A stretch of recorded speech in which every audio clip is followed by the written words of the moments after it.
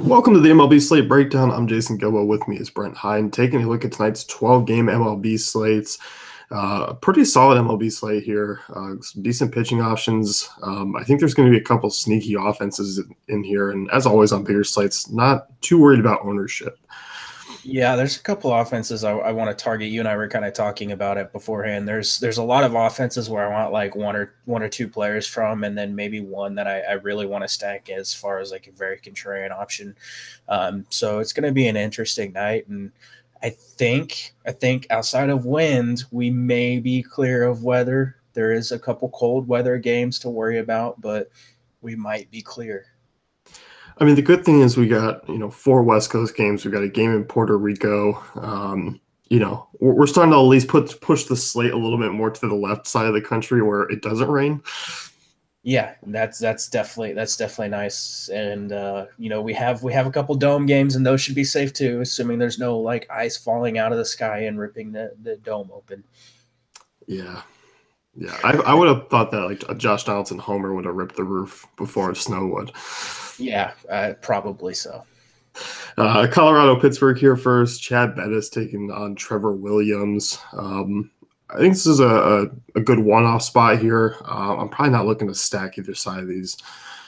Yeah, I'm not necessarily looking to stack either. This is a matchup of just mediocre pitchers, guys that are just innings eaters. Neither one of them really has strikeout potential. Both guys mediocre at inducing ground balls. They're guys that just don't tend to get hit around a ton. Um, Both guys give up hard contact to one side of the plate. You have Bettis, who gives up a ton of hard contact to lefties, and you have Trevor Williams, who gives up a ton of hard contact to righties. Williams is the one I'm most concerned about, especially with that hard contact to right-handed hitters and the 50% fly ball rate he's posted this season in a park where, like, generally speaking, is a good pitcher's park, but with wind blowing out like 15 miles an hour, I think some of those balls might leave the park. Yeah, I think so too. And like if we're looking at Pittsburgh, like I said, against Bettis, like I think I'm going to be kind of sticking with the outfield here. Like I like Marte again tonight. Decent night last night. Stolen base single and a triple. Gregor Polanco's been tearing the cover off the ball to start the year. Like I don't mind like him or Dickerson. And then obviously Frazier should be still leading off there. And if you want to go there, I don't mind him as a value. He's a great value option, and I still don't mind Colin Moran, who is still a lefty power bat in there. And as I mentioned, Chad Bettis, a lot of hard contact to lefties, so it could be a spot where we see Moran have a decent outing. I do kind of like the Pittsburgh stack. I always like the Pittsburgh stack, and I feel pretty comfortable that they're going to be able to string together a solid outing here. Colorado side of things here, hard contact rate to righties. The problem is I don't like the righties here from Colorado. Yeah, I don't really either. Like, I mean, Story. That's maybe some Ionetta. Yeah. Yeah, like that's I mean, like you can always use Charlie Blackmon. Like I know Trevor Williams isn't bad against lefties, but like Blackman's always going to be in play. He just hates cores, I think, now. And now he's like, I'm going to go prove it to people on the road that I'm going to hit 30 homers on the road this year. Yeah, I will say this, Trevor Williams against lefties, 3% strikeout rate, 399 WOBA allowed this season, 1.23 homers. So if you're chasing like a one-off, a guy that could just put up a monster game here, I think Blackmon could be it. And just the fact that he has the plate discipline and doesn't ever strike out and has the stolen base upside too, like I do kind of like the spot for him. Yeah, I do too. He's kind of the only one from Colorado. You mentioned Story. I never mind him. Just give him the power. Yeah, for sure. So, of course, no interest needed pitcher. No. Cleveland, Minnesota next year. Jake Odorizzi taking on Corey Kluber. This game's in Puerto Rico, so some warm weather for these guys, which I'm sure they desperately wanted, being from Cleveland and Minnesota these past couple weeks. I think people might be a little bit afraid of Kluber here. Like, I think people are going to overthink it going, oh, it's in Puerto Rico, hot weather. I know the Twins have a solid offense, but there's still so much strikeout upside, and Kluber's still the best pitcher on this slate. Yeah, like the only thing I could think of, like the knock against Kluber here would be like if, there's jet lag or anything like that, or being uncomfortable pitching in Puerto Rico for any kind of reason. But Like, this is a good park. Like, this park, if you dig into the park factors, it's modeled after the old Expo Stadium, pretty neutral for as far as hitters and pitchers. And Corey Kluber is pretty good at hurling a baseball at a catcher at a very, very fast speed. And people have trouble hitting the object that he's throwing at the catcher across the home plate. So I like Kluber here. There's really nothing really to say. Yeah, I mean, over a 30% strikeout rate against both sides of the plate dating back to last year. Allows a little bit of hard contact to lefties in that span, but 31% is nothing that I'm really complaining about. Solid against both sides of the plate. Only pitched once against Minnesota last year, had 13 strikeouts, is coming off a 13 strikeout game against Detroit. This is always what happens with Kluber. He's kind of settles out of the gate a little bit and then just absolutely goes ham the rest of the way. Yeah, for sure. And if you're playing cash games, obviously you're playing Kluber, moving on. If you're playing in tournaments, if you want to fade for like an ownership purposes and hope that the Klubot malfunctions or something, you can. Given how the slate is, where you don't need value anywhere because pricing is terrible, I think you can just lock him in even in tournaments. Yeah, I do too. I think if there's one bad take from Minnesota, it's Eddie Rosario. Yeah, he's the only guy that really stands out to me.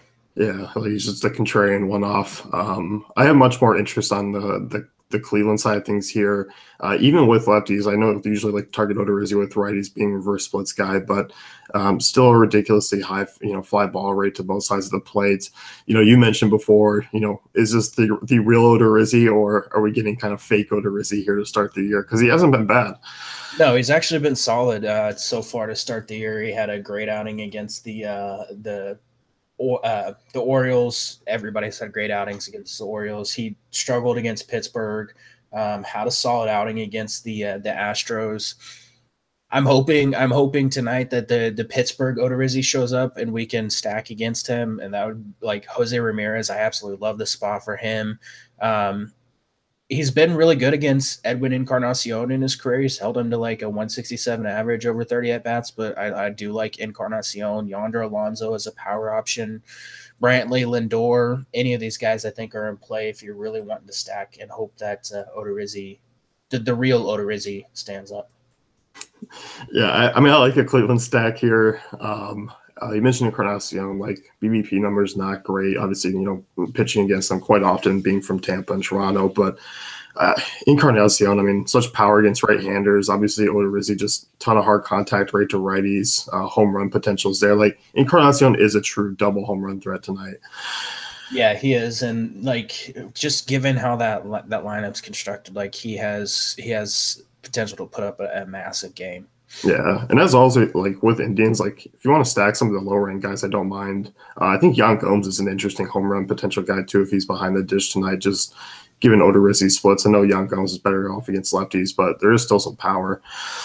Yeah, I love him as a catcher option. There's another catcher that we're going to get to later or two actually that I like even more. But if you're stacking Indians and want to get exposure there, feel free. Anyone else for that one? Nah. Washington and New York. We got Zach Wheeler take on Gio Gonzalez. Before we do anything, talk about Gio Gonzalez for us, because I know you probably got to be dying here. Not really. Like, if this was a different slate, I'd be dying to talk about how amazing Gio Gonzalez has been against the Mets at Citi Field in his career. Like, he's pretty much held these guys in check the entire time. I'm trying to scroll through my notes to find the section for them, because my notes are out of order, but he's held the Mets to a 167 batting average and just 5 home runs and 95 2/3 innings at Citi Field. He's just been outstanding. Like, obviously you do have to worry a little bit about like Wilmer Flores and Cespedes, but I don't know. In tournaments, I think Gio has a ton of upside, and we're seeing like a lot of strikeouts out of Gonzalez so far to start the season.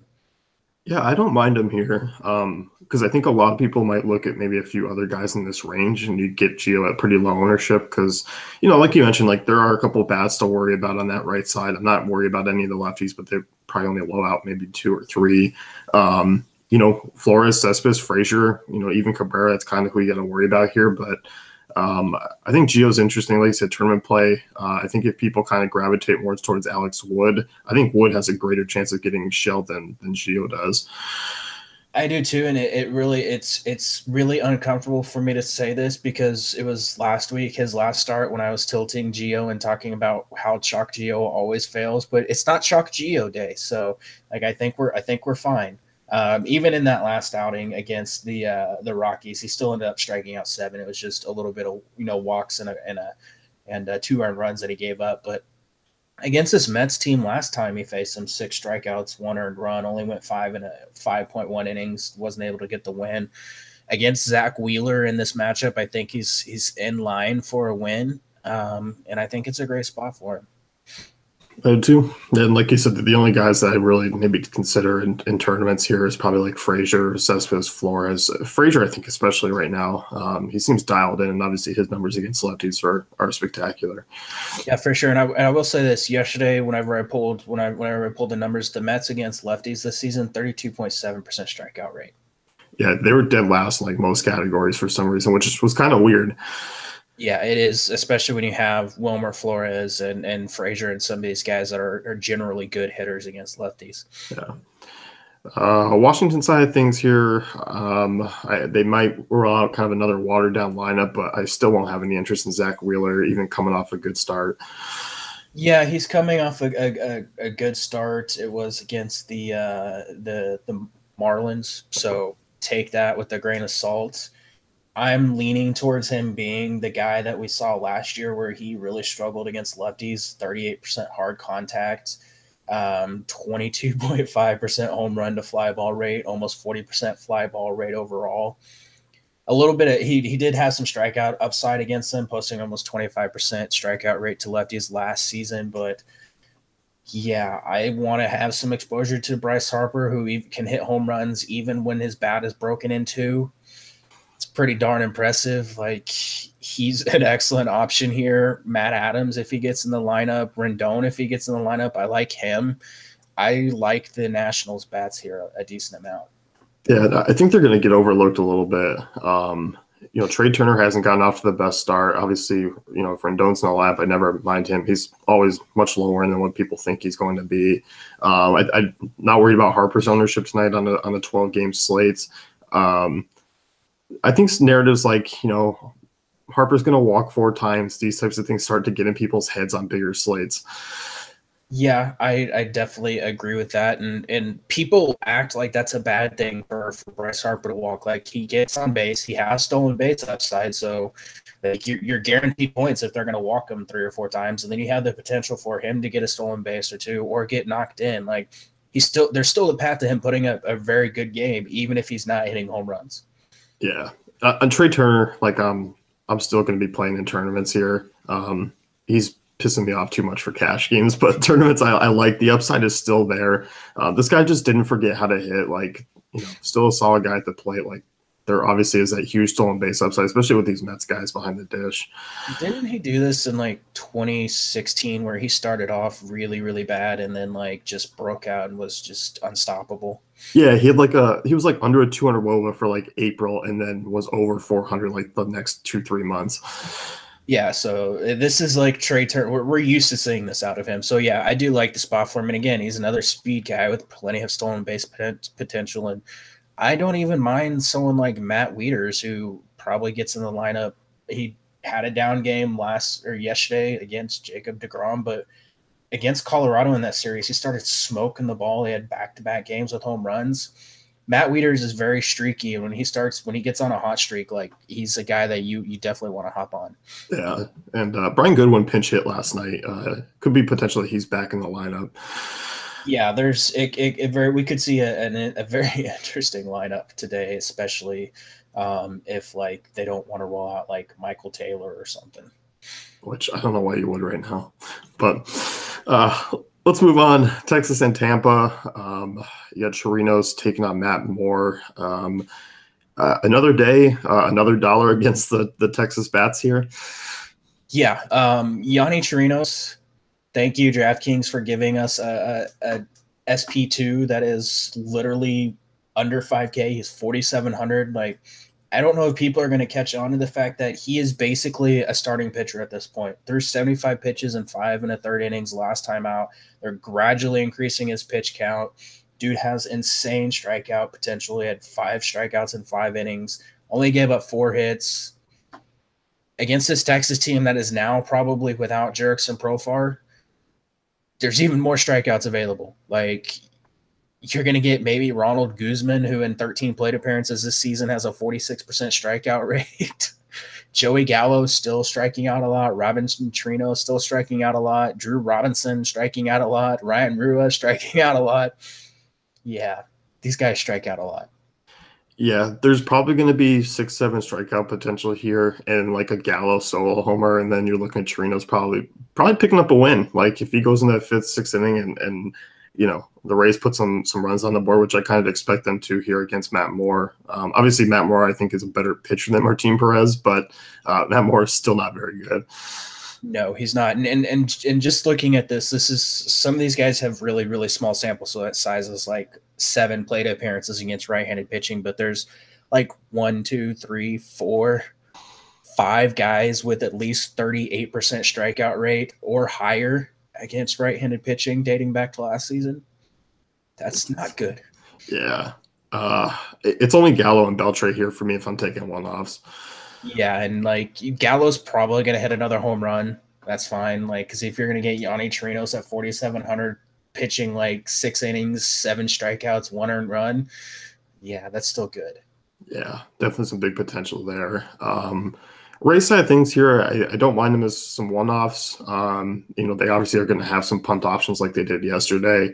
I don't mind going back to Crone here. Had a solid game last night, and Matt Moore, obviously another fly ball. Well, Perez isn't a fly ball pitcher, but fly ball pitcher here for Matt Moore. 36% hard contact rate to righties dating back to last year. Not a big strikeout guy, so I don't mind some of these bats here again, but probably more one-offs or 2-offs for value. Yeah, it'd be like Wilson Ramos, CJ Crone. I don't mind Malik Smith in there. He's hitting lefties extremely well. He's a guy with a lot of speed, so he can get on base and steal. Especially if Chirinos is back behind the dish. I think there was a stat they mentioned last night on the broadcast, like runners are 10 for 10 against Chirinos so far this season. It's pretty good. Daniel Robertson homered last night. He's another guy you can consider. Like, I don't know if I want to test my luck by going back to Tampa Bay as a full stack here, but I do like some of these guys. Yeah, I do too. Like Heckavaria hit second yesterday, like another punt option if you need it. Yeah, and he didn't have like the greatest of games. I think he got on base once and scored a run, but he fouled off like 10 pitches in one of his at-bats. Like, he was pretty patient at the plate, like fouling off pitches that he couldn't really get to that should have been strikes. And so like he's gonna hit he's gonna have a good game at some point soon. Yeah, 168 ISO against lefties for him. Like, those aren't bad numbers there. No, they're not. So anyone else from here? Nah. Philly and Atlanta next. Nick Pivetta taking on Mike Fultino. It's both these pitchers I could see having a decent outing here tonight, or just like completely getting shelled. I can see it both ways. Like, I actually think Fulte's in play if you need a cheap SP2 and you're not using Yonny Chirinos for some reason. I don't know why you would do that, but if you choose to piss away money and fade Yonny Chirinos, feel free. He's done a good job of limiting damage in his first 3 starts. He's having some strikeout upside. Hasn't completed 6 innings yet, but the potential is there against this Phillies team that is still striking out a ton, like 26% to start the season. I think he's a fine option today. And on the other side, Nick Pivetta is a guy who's shown a lot of strikeout upside. I don't like taking pitchers against the Braves, but again, if you want to, feel free. Yeah, and the thing about Pivetta too is, higher strikeout rate against lefties, 25.2%. He's kind of reminds me of like how Chase Anderson was, a year or 2 ago, where, just really bad against righties, was giving up a ton of home runs, a lot of hard contact, but was really good against lefties. And obviously Anderson kind of, pulled things together on both sides. But Like, I don't really like picking on Pivetta here just because he doesn't give up a ton of hard contact. Not a huge fly ball rate to lefties. Like, obviously, you can still use like Freeman or Albies, but I don't really have interest in like anyone else from the Braves. No, and he's yet to give up a home run in this so far this season. He's pitched 16.2 innings, hasn't given up a home run. He's only given up 5 earned, but he's had 19 strikeouts across those games. Like, if you want to stack the Braves, like you can always get some Preston Tucker, Freddie Freeman, Ryan Flaherty, some of these guys in that lineup. Ozzie Albies, I will say, is hitting the ball extremely well. He's 12 for 23 in his past 5 games with 5 doubles, 2 homers, a 1,000 slugging percentage, and a 1542 OPS. Those are pretty impressive numbers. So maybe an Albies one-off. Yeah, definitely agree. I feel like things like, the lefties here are where I would want to go. Odubel Herrera, if Nick Williams is in the lineup. Problem is just Gabe Kapler. I don't know what the hell he's going to throw out there each night. He's going to roll out like 14 righties. It just messed me up so much yesterday. Just finishing up a Philly stack with like Hernandez and Williams in there, and then we get Altair and Kingery leading off. And I like Kingery, but would like Hernandez more. Yeah, Kingery ruined like an amazing lineup last night, so we're not going to talk about him. Sorry, he's a name we don't mention on the show anymore. No, he's fine. Like I like you mentioned, the lefties, I think they're in play here. Odubel Herrera continues to just embarrass the Braves. Like, the dude always hits against the Braves. I don't know what it is. Like, he hates the Braves for some reason. So like, I don't mind him as a one-off, and he's still really cheap. And you mentioned the Nick Williams. He's fine. Carlos Santana. I don't know if you want to go there with Carlos Santana. Do you, Jason? The thing is, I'm going to say no, and I know he's going to homer tonight now. Like, I know it because I'm not going to probably have any exposure to him. He's going to homer. Probably. I mean, he has like one of the highest exit velocities on the season, and he's barreling like everything, and it's just not paying off for him. Eventually, it's going to. I know we've said that like every podcast. I think eventually it's going to pay off for Santana. Yeah, and eventually we'll be right. And that day, we're all going to go play the lottery. JP Crawford, if he's hitting like 6th or 7th here, like he did yesterday, he's coming around a little bit. I'll have some interest. Yeah, he is. He's definitely hitting the ball a little bit better. He got subbed out yesterday, late in that game for some reason. I don't remember why, but so they pinched hit for him. Take a look. Did the Braves like bring in a lefty or anything like that? I don't know who was on the mound whenever that happened. It was Florman.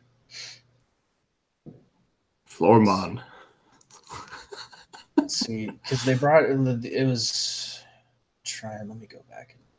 It would have been, I think it was against Minter. Oh, he's a lefty. Yes, that might be why. Okay, yeah, right. Yeah, I can see that happening. Yeah, I mean, lefties for Philly. But, yeah, I think Fulte has some upside. He's shown upside against Philly before with some big strikeouts. Yeah, for sure. So, moving on, Cincinnati and Milwaukee. Junior Guerra taking on Sal Romano. Going to have to see what this Brewers lineup looks like again. Eric Thames, from what I saw, is hoping to avoid the DL, so it sounds more like a day-to-day thing. We saw Braun get into the game last night. I would be surprised if he's out of the lineup today. I like the Milwaukee bats here. I think there's some upside, both stolen base and power. Good ballpark here, obviously better hitting weather than some of the other colder weather games. So I kind of like Milwaukee as a stack and M for one-offs too. Yeah, they're one of the teams that I do have a decent amount of interest in stacking. Sal Romano is not very good at baseball. No strikeout potential at all. I mean, this season, 9.7% across 15 innings. Yeah, he's 1.93 homers per 9 to righties, 1.5 to lefties. You can stack the Brewers here. They threw out like VR in the leadoff spot yesterday, but I think Kane should be back in that spot. You have Thames if he's in the lineup, Braun, Shaw, Santana, VR. I think all these guys are in play. Yeah, I do too. And if say Thames is in the lineup, like I'm still not afraid to go here and there is stolen base upside, there's still power upside. guys like Braun, Shaw, Domingo Santana, all, still big power against right-handers. So I like them. I don't have any interest in Sal Romano. I think Junior Guerra, like if this was a different slate, I have some interest because of how bad the Reds are. But I think I'd be more inclined to take some of the lefties here. Like Votto and Scooter Gennett at $3K on DraftKings is way too cheap. Yeah, I'd be looking at the lefties. Eventually, Votto's going to have a good game. You can look at him. You mentioned Scooter Gennett. He's in a great spots. If Winker's in the lineup, you can look at him as a power bat there. Those are the guys I would look at. And I don't want to overlook on DraftKings, and I'm sure FanDuel is let's see if he's even in the player pool on FanDuel. He is. Congratulations. Jacob Nottingham at catcher with Manny Pineapple on the DL. They're probably going to roll out Bandy, but they could roll out Nottingham, and he'd be a minimum salary catcher option for you. I'm surprised he's actually in the player pool. I am too. Yeah, I don't hate that. Anyone else from here? Nah. St. Louis and Chicago. We talked about this game yesterday, I think. It's still Wainwright. It's Tyler Chatwood.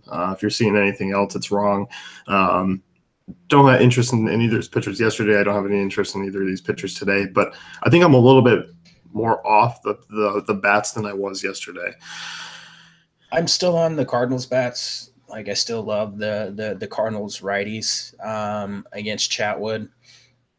But and I think the Cubs, like if you wanted to roll them out, they'd be a contrarian stack at this point. But like Tommy Pham, Paul DeJong, Yadier Molina, I still love those guys, and I don't think this game is going to be very popular. No, I don't either. I mean, when you increase the size of the slate from yesterday, there are some decent hitting environments, and Wrigley doesn't seem to be really one of them today. And I think you will get some lower-owned guys. You don't get the free square with Rizzo on FanDuel today. He's priced back up, but it's the same thing for me for the Cubs. Like, I don't mind taking some shots with Happ or Rizzo or Schwarber and obviously Chris Bryant. And I think you still can stack up the Cubs here, and I think they'll be even more contrarian on this slate than they would have been yesterday. Yeah, and the wind is blowing in at Wrigley, so that means they're just going to be launching home runs because apparently that's what happens when the wind blows in at Wrigley. So you can hunt some home runs there, but yeah, I like I said, I still prefer the Cardinals side of it, but I don't mind like a one-off of like Chris Bryant or Schwarber or Happ. Yeah, and I agree with the Cardinals here. Tommy Pham, always a solid play, and will definitely be lower on tonight. Pham would be the guy, like if you're wanting to get exposure and you're not wanting to stack, Pham would definitely be the one-off guy that I would have exposure to. Yeah. Anyone else here? Nah. San Francisco and Arizona. We got Patrick Corbin take on Johnny Cueto. Let's talk Corbin here. San Francisco's a team that is striking out right now. Whether that holds, I think we still have to see. But look at Corbin. I mean, still, San Francisco's going to have a couple of lefties in that lineup like Panic and Belt and Crawford, and Corbin's very good against left-handers. Obviously, do have to worry about the McCutchens and Posies and Longorias, but I like Corbin here, and I think a lot of people are going to be kind of annoyed with this price tag and still to see the Giants matchup and be like, I'll pass. I do like him a lot here. Like the Giants, almost 25% strikeout rate to lefties so far this season. A lot of that's because Corbin struck out 9 of them the last time he faced him. He did give up 3 earned runs, but he still put up almost 20 fantasy points on DraftKings, and that was without the win. Obviously, you expect this park to be a little more hitter friendly than Giants, whatever their stadium is now. I can't remember the name of it, but AT&T. AT&T, yeah. Didn't it used to be Candlestick or something? Candlestick, and then it was Pac Bell. Pac Bell, yeah. Yeah. Yeah, so I don't know. I think I saw the roof was going to be open, which would definitely help the hitters. Maybe they'll turn the humidor on. Who knows? I don't know. I like Corbin in this spot, but I also don't mind like a very, very contrarian like stack of like McCutchen and Posey and Austin Jackson and some of these guys. Yeah, I don't either. Like Corbin is a GPP arm, obviously here. It's just he isn't safe. But I do like the upside here, and I think his ownership in GPPs will be rather low because I think people will be paying up. You also have McCullers in that similar range, which people will always be taking shots on. I think people value McCullers much more than they value Corbin. I will agree with that statement. But yeah, Kutch is a guy I love here tonight, obviously with his numbers against lefties in that ballpark. Kutchin's having a solid year so far for San Francisco. I'd probably be looking at him and maybe Posey. I think that'd be it. Yeah, McCutcheon in his 323 ISO against lefties. That's pretty appealing there. Yeah. Arizona, you getting Cueto off the DL. Any interest in these guys? I have a little bit of interest in Cueto. Like, I feel like it's a decent spot for him. The Diamondbacks are striking out a decent amount against right-handed pitching. We're still getting early season Cueto whenever he's for some reason still really solid. I don't mind the spot for him in tournaments, but I also think you can take a look at like Paul Goldschmidt, Peralta, Pollock as some decent one-off bats. Yeah, I don't mind like Arizona's a stack here.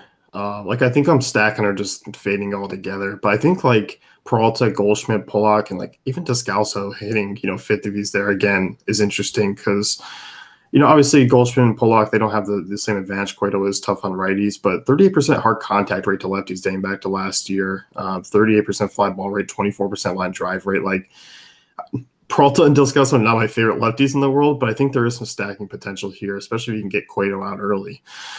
Yeah, if they can get Cueto out early, that'll definitely help. And then if that's the case, then that means your stack already went off, so you're sitting pretty. Yeah. But yeah, I don't have really any interest in either his pitcher. Either his pitchers in cash games. No. Late games, Chicago and Oakland. Trevor Cahill taking on Miguel Gonzalez. A's in a good spot here. We said that several times this year. Yeah. Against a pitcher who doesn't strike out a lot of guys. We said that a lot of times before.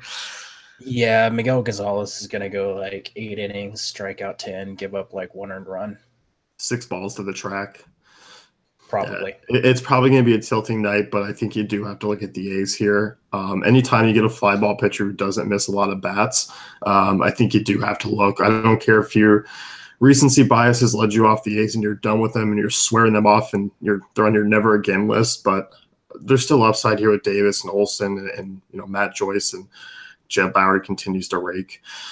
Yeah, and the wind is blowing out at that stadium. It's like 15 miles an hour, so that definitely helps. Like, I know we talk about wind a lot, and I don't necessarily target games strictly because of wind, but like it is a factor that you do have to at least consider, and especially with the fly ball pitcher like Miguel Gonzalez, who is really just a guy that is out there just to eat innings. Like, he's not a good pitcher. He doesn't strike people out. I do like this stack. You mentioned Olsen, you mentioned Lowry, Matt Chapman, Chris Davis would be the guys that I have the most interest in. And then Matt Joyce is a cheap bat that you can get exposure to. It really pains me that Jed Lowry is a guy that I have a lot of interest in today. Yeah, it's almost like you're pissing away money when you say you don't have interest in Jed Lowry because of how he's been, which it is bad to say. Yeah, and even like Stephen Piscotty, so that you can look at. I think Chad Pinder is off the DL. You can look at him. Anybody else, I guess, in that lineup? Like, I know they've rolled out some like Mark Canha and some of these other guys at times. Anybody in that lineup, I think, is in play today. I do too. Yeah, stack them up. If you don't want to stack them and feel like you're going to get burned, like at least use some one-offs because there's huge home run potential even in that ballpark. Definitely at least look at like Matt Olson, Chris Davis, and Matt Joyce and Matt Chapman and Jed Lowry. Chicago side things here. I don't really want to pick on Cahill. Like, solid ground ball rate, had right around a 22-23% strikeout rate against both sides of the plate last season. Chicago bats, like, I'm weirded out because I feel like Cahill could actually have a solid start. I think he could as well. Like, I don't think I would get too much exposure here, but if you wanted to sprinkle in like an Abreu or a Yohan Moncada, like, you can. But I'm still kind of off the White Sox. They're still a team I'm mostly looking at against lefties, and that's pretty much it. Abreu saved me last night with that late inning homer. Yeah, it was pretty clutch. Yeah, but I don't really have interest outside of like Abreu. Nah. Next one here, Boston and LA, two of the hottest teams in baseball. You got Ohtani on the hill and David Price. This is definitely an interesting game here. Yes, it is. Ohtani obviously is a guy that has a lot of hype around him. He is a very, very good pitcher. And if this was any matchup other than the Red Sox, I would be all over him. I think he's a fine tournament arm, but like against a team that still doesn't have a lot of strikeouts in that lineup, I don't know that I want to force Ohtani, but tournament exposure is fine by all means. And David Price, I don't like taking lefties against the Angels, especially after he comes out and gets shelled because he apparently can't feel the ball. Um, yeah, I actually think the Angels stack in this spot could be kind of the nuts. I do too. I have no interest in Price whatsoever. I have little interest in Otani in tournaments, just because this still is a tough matchup. And you can make the case, yes, there are a couple strikeout bats in here, like JD Martinez and Devers and, Jackie Bradley Jr. Like, there are some strikeouts in this back half, but it's also a team that does still just make a ton of contact. And I think you can have a contrarian Red Sox stack here too. You can, yeah, if you really want to. Like, if you think Ohtani is going to be super popular and you want to you want to try to hedge on that. I don't necessarily think he will, so I don't know if trying to hedge on that will be extremely profitable. But if you wanted to go that route, it'd be like JD Martinez, like you mentioned, maybe a Blake Swihart or Eduardo Nunez or Benintendi. Yeah, and I guess we kind of have to see if Mookie Betts is in the lineup too. Yeah, that would be something to keep an eye on. If he's out, that's kind of a bummer there for that lineup. But yeah, it's just more of such a deep GPP thing. Like, if you're building multiple lineups, you're not cracking probably my first 5 stacks. But I think if you really want to get weird, you can stack both sides of this. Angels definitely much more playable because Price. First 2 starts against the Rays and everyone was super hyped, and then gets shelled by the Yankees, and then now he's going to go against another tremendous right-handed offense. Yeah, right. Yeah, I like I said, I do have a lot of interest in stacking the Angels, and that starts with Justin Upton, 361 ISO against lefties dating back to last season. You have Kozar with a ton of power against lefties. Obviously, Mike Trout, one of the best hitters in baseball, a lot of power against lefties. Ian Kinsler, another guy. All these guys profile extremely well against Price's pitch mix as well. So that's a little concerning. And I do want to mention that Albert Pujols against David Price in his career. Where did he go? 429 average, 21 at bats, 2 homers, and 4 RBIs. Ooh, little BVP there. There you go. So yeah, I think this game is obviously going to be probably more so for offense than I think for pitching. But Ohtani would be the guy that I'd take some shots on. But I'm not overly huge on him. No, I'm really not either. Houston, Seattle. Got Lance McCullers take on Ariel Miranda. George Springer leadoff dong is probably like a given tonight. Yeah, George Springer leading off against the lefty, just home run, lock it in.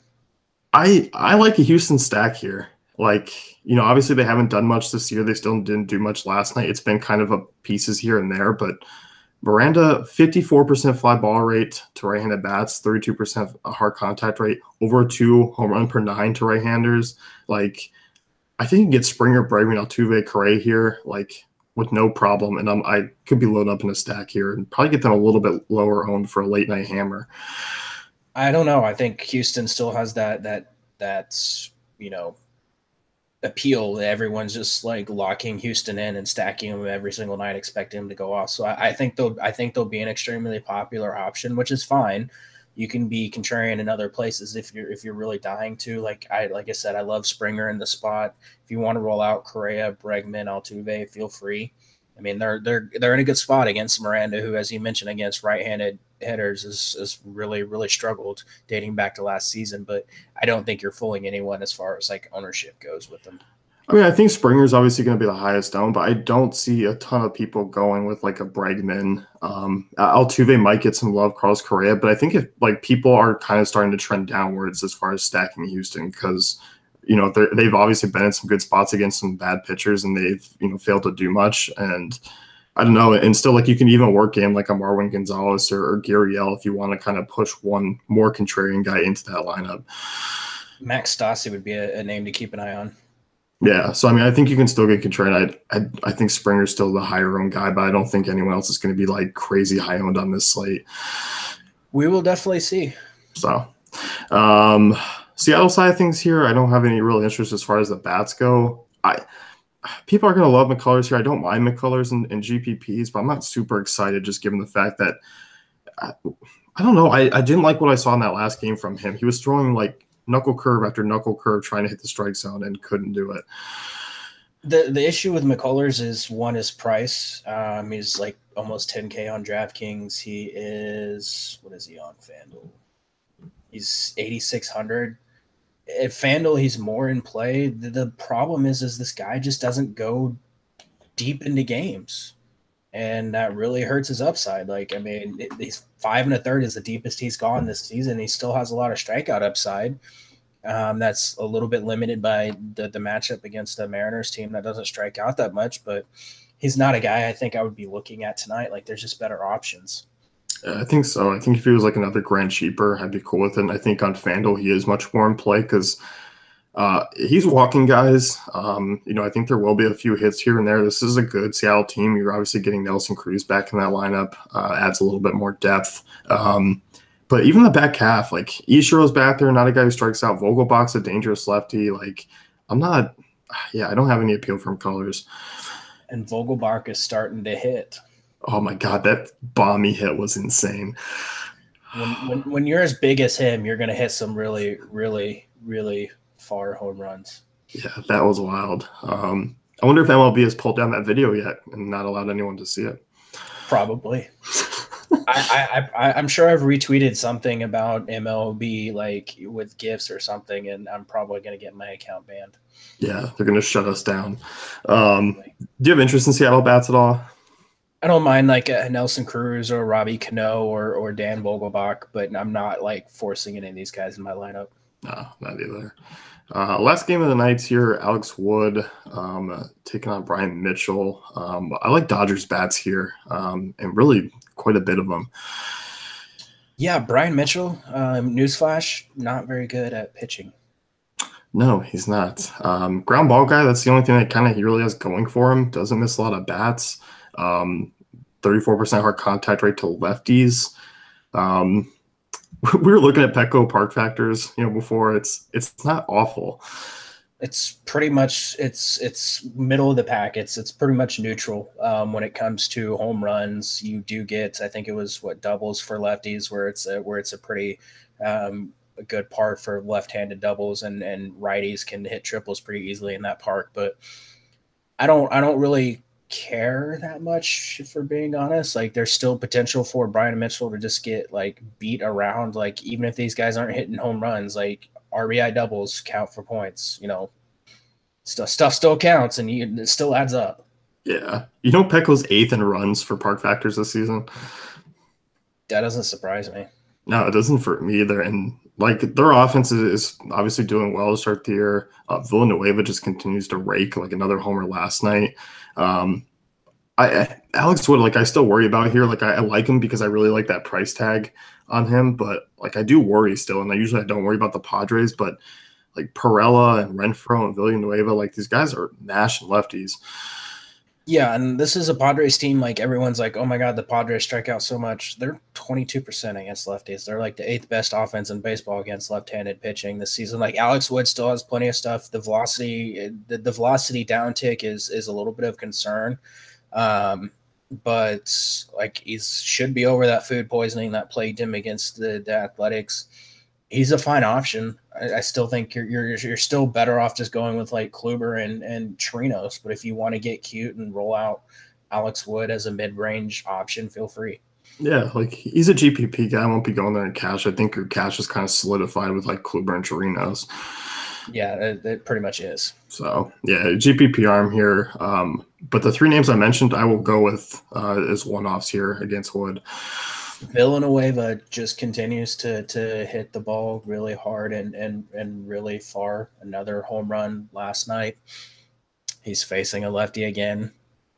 Now 30 plate appearances, 1.574 OPS, 679 ISO, 647 WOBA. It's a limited sample size, but those are still pretty impressive numbers. You know what his average distance against lefties is? 204 feet. 345. Wow. Like, that's stupid. Like, obviously it is over a small sample size, but that's still stupid. Yeah. So, yeah, I don't mind firing him up. Renfro's a guy who strikes out a ton, but he's got tremendous power. And then Perella, I don't mind him leading off. He's been hitting the ball really well. Exactly. And then you still have Freddie Galvis in there as well. Yep. Back to Dodgers real quick. I really like the lefties of like Corey Seager and Bellinger. Grandal comes back to his old stomping grounds and put up a grand slam last night. I don't mind Grandal here. I feel like it is chasing a little bit, but it is a good spot, and it does have some big power for a catcher. It is chasing a little bit, but you're chasing a guy that's still been hitting the ball extremely well this season. So, like, it's not necessarily chasing that much. Yeah, you're sure you're chasing a grand slam, but, like, he still has potential, again, for another home run in the spot against a pitcher that's just really terrible.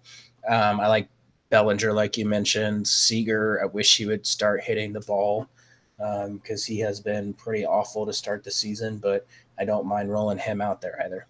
Oh, yeah, so Puig's interesting too. Puig, your friend. So, anyone else here? Jock Peterson, if he gets in the lineup. Oh, yeah. He's never projected, but he will sneak into the lineup against righties somewhere. And he's cut that strikeout rate down. Like, I didn't notice it at first, but he's cut it down against righties. Yeah, he's been actually pretty solid. I mean, 206 ISO, 19% strikeout rate dating back to last season. Plate discipline is pretty solid, so maybe a little bit of jock jams. Yeah, definitely don't mind it. Home run calls?